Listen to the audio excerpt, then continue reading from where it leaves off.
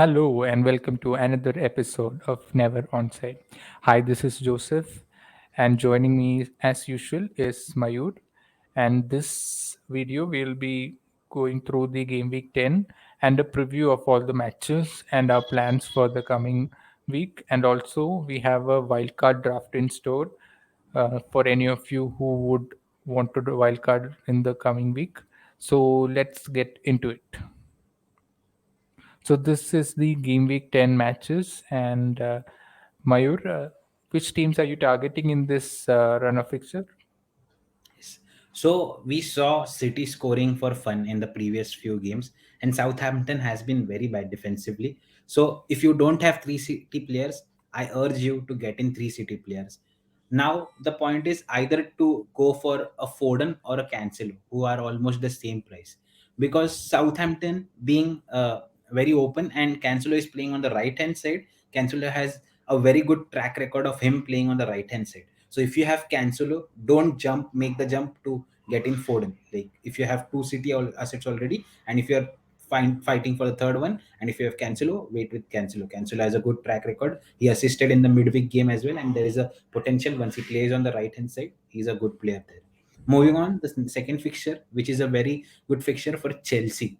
So their players, if you have a Sterling, if you don't have anyone, maybe you can go for a Mount. They both their wing backs, Chilwell, who has played two games 90 minutes in the last two matches. So Chilwell, James, if you don't have James, you can go for James. So these are the players which you can go for, because I feel Wolves again haven't uh, looked very dangerous on attack. So having their wing backs, you get the added advantage of having a clean sheet and that attacking returns. Again, in the midweek, we saw James having an assist and a goal. So again, those are your options. And the third game which I want to tell you is the Newcastle one. Again, Brentford, who have been bad, and Newcastle. Again, we saw how they scored 4 goals in the last week. So they have the quality. ASM is back, and he generally just dances around players for fun and creates chances for fun. So he is back, and Wilson, their goal scorer, who has a good uh, goal scoring record. So he is the one who you can go for. Trippier again, good on free kicks, good on getting assists. So these are the three teams for this week I want to target. If you don't have players from this three team, try to get players from this three teams. Oh, so now I saw you have Arsenal assets as well, right? So what are your plans with Arsenal assets? They have a blank in game week 12 and they play Liverpool now. So what are your plans? So for me, if you look at the stats, Arsenal are a team which is in the top three in terms of chances created, XG per 90, and also in terms of defensive data as well. So, contrary to past years, we should treat Arsenal as a very premium side, and their assets should be held even if the fixtures are difficult. But in this case we have a blank game week, so it doesn't make sense to go into a game week with um, two or three players from Arsenal and three players from City, which we all have or will have, right, like in the coming week. So basically, if you have Arsenal players, you should try to reduce the number to maximum one or two. If you I had Saliba, Saka, and Martinelli. I got it down to Saka and Martinelli and Saka and Saliba. Now I'll probably get it down to one, or I'll keep the two, because I think there is a lot of value tied down with Saliba for me. And also Saka is someone who is not highly owned, who is a differential for me, who has who can turn up in the big games also. So for me, it's a hold for one or two players, but I would not have three players. So that is something that we should think about. Arsenal being very good now, contrary to the seasons in the past. So it's hold if you have one or two very good players. I saw people shipping out Jesus. But every time you watch an Arsenal match, you know that Jesus is going to do something. He's going to score or assist. Only player who can maybe match Jesus would be Saka or Martinelli for the value that he gives. I doubt if Martinelli can, go toe to toe in terms of points with Jesus, just for the fact that Saka has penalty duties as well, might give them an even playing ground in the long run. So yeah, that's it. That's what I am going to do with the Arsenal players. And for me, I would also target someone like Marshall right now, because we know that Mitrovic is injured. So if he is injured in the long run, at least 2 or 3 game weeks, then I will surely go for a Marshall, who most of us are not thinking about, I'm sure. But if you saw tonight's match, if you have been following us on our podcast, I've been always saying that Marshall gets this United team ticking. He is the best player to play in that center forward position, and he brings everyone into the game, and he definitely scores. If you saw the City United derby, you would have noticed that he scored a brace, and that too. Um, he was always there in the right areas to goal to score. So Marshall is a very good punt for me, and I am definitely getting him in if Mitrovic is injured. Yeah. So let's move on to our current teams, and then we'll move to the wildcard draft. Yeah. So this is my current team. I got around 109 points because of Trossard, Madison, and obviously Haaland cap for everyone. So my plan is to get in Marshall for Mitrovic. Right now, James is also someone who I don't have, which a lot of players have. So he might be a rank killer. So that is also something which is on my radar. What is your plan, Mayur? So I am just waiting for press conference to hear how long Mitrovic is injured.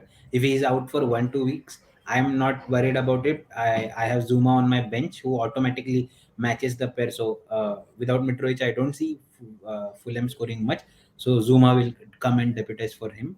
But if there is a certain last moment, or if I think about it more, I see Wilson as an opportunity as well. I have the exact money for Mitrovic to Wilson. I know it's very a short term period because Wilson is generally injured quite a lot of times. But yeah, I am willing to take the risk of him being and going into such a good run of fixture. So those are my two options currently. All right. So I have a wild card um, available for me, the first wild card, which I've been waiting to use because I needed more data on the Brighton team, the Chelsea team. And so right now I feel that I have the data, but my current team is also performing well. So there is no need for me to change right now. But I had put in a draft. I have come up with 2 drafts which I would play right now, especially because we know that the City players are the ones who can give us a big rank gem, because everyone is going to eventually cap Haaland.